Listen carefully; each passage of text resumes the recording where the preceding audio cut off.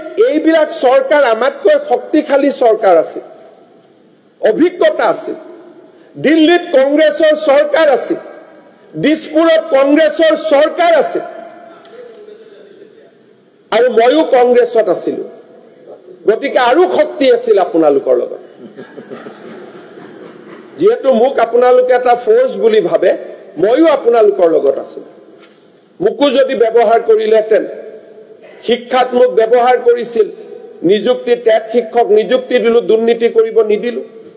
স্বাস্থ্যত মোক ব্যৱহাৰ কৰিছিল, স্বাস্থ্য বিপ্লৱ আনিছিল। ফৰেষ্টতো যদি মোক ব্যৱহাৰ কৰিলেহেঁতেন, তেতিয়ালে গড় হত্যা মই জিৰো কৰি দিলোহেঁতেন। কিন্তু আপোনালোকে মোক কিয় তেতিয়া ব্যৱহাৰ কৰা নাছিলে গড় হত্যা ৰোধৰ ক্ষেত্ৰত? কাৰণ আপোনালোকৰ এটা সিন্ডিকেট চলি আছিল।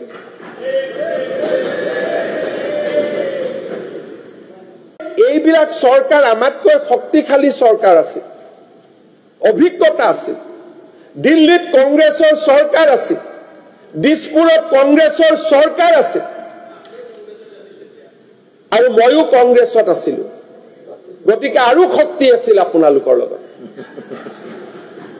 যেহেতু মোক আপোনালোকে এটা ফোৰ্স বুলি ভাবে, ময়ো আপোনালোকৰ লগত আছিলো।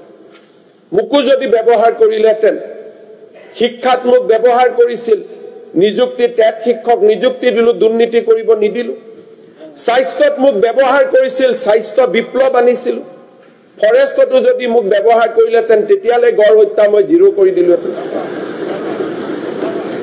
কিন্তু আপোনালোকে মোক কিয় তেতিয়া ব্যৱহাৰ কৰা নাছিলে গড় হত্যা ৰোধৰ ক্ষেত্ৰত? কাৰণ আপোনালোকৰ এটা সিন্ডিকেট চলি আছিল।